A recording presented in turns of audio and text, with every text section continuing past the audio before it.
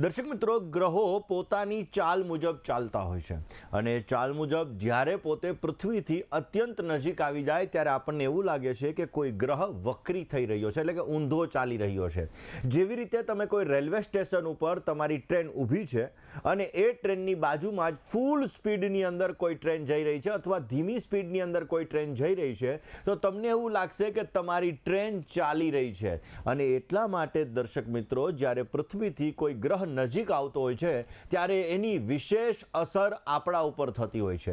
હમણાં શનિ મહારાજ વક્રીમાંથી માર્ગી થયા, એટલે કે ઊંધી ચાલ ચાલતા હતા, પૃથ્વીથી જે નજીક હતા એ પૃથ્વીથી પાછા દૂર થયા, એટલે કે સીધી ચાલ ચાલવા લાગ્યા।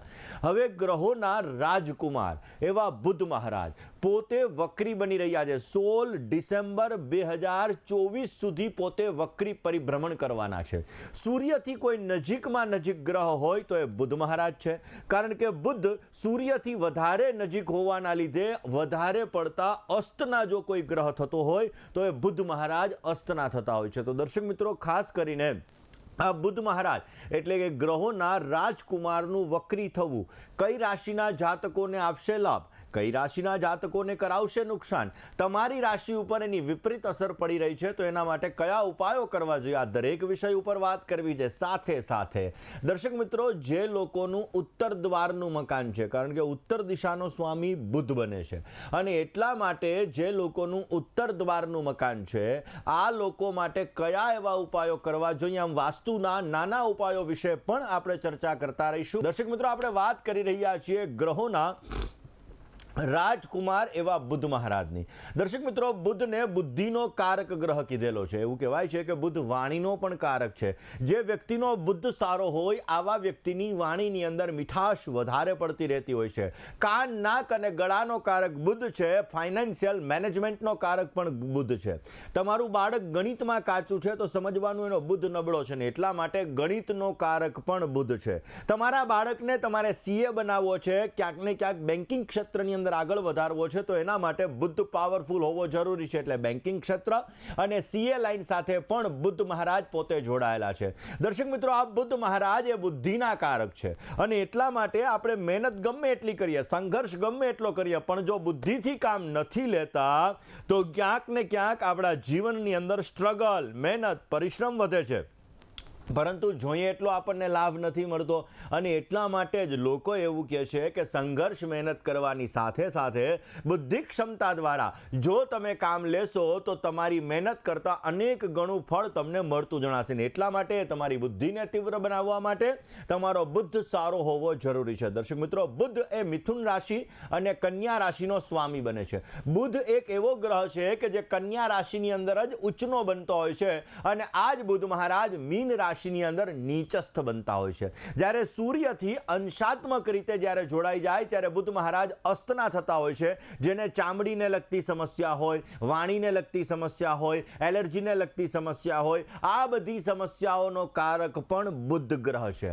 દર્શક મિત્રો, જે વ્યક્તિના જીવનની અંદર વધારે પડતી વાણીને લગતી, એલર્જીને લગતી સમસ્યાઓ સર્જાય તો સમજી લેવાનું કે બુદ્ધ ક્યાંક ને ક્યાંક પીડા આપી રહ્યો છે। બાળકનો જન્મ થાય અને આ બાળકના જન્મ સમયે આપણે કહીએ ને કે નાડું એટલે કે નાભીની અંદરથી, ખાસ કરીને જોવા જઈએ તો નાભીની અંદરથી નીકળેલી જે વસ્તુ, એટલે એ નાભીની અંદર ક્યાંક ને ક્યાંક જ્યારે આ વસ્તુ ક્યાંક નાભીની અંદર ઇન્ફેક્શન લાગી જાય તો સમજવાનું કે આ વ્યક્તિનો બુદ્ધ ગ્રહ ખરાબ છે, બુદ્ધને લગતી સમસ્યા છે।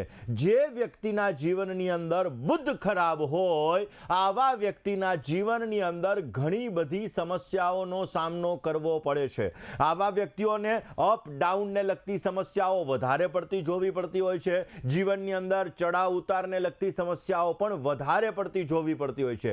તમારી બેન, એને જો સમસ્યા છે, માની લો કે કોઈ વ્યક્તિનો બુદ્ધ ખરાબ છે તો એની બેનને ક્યાંક ને ક્યાંક સમસ્યાઓ સર્જાશે, એટલે કે બેની બેનના સાસરા પક્ષની અંદર ફાઇનાન્સને લગતી સમસ્યા અથવા કોઈ પણ પ્રકારની બીજી સમસ્યાઓ, આવી સમસ્યાઓ સર્જાઈ શકે। એના ફૈબાને પણ સમસ્યાઓ સર્જાઈ શકે। તમારા મામા પક્ષ સાથેના સંબંધો, તમારા સારા નથી તો પણ સમજવાનું કે બુદ્ધ ક્યાંક ને ક્યાંક તમને પીડા આપી રહ્યો છે.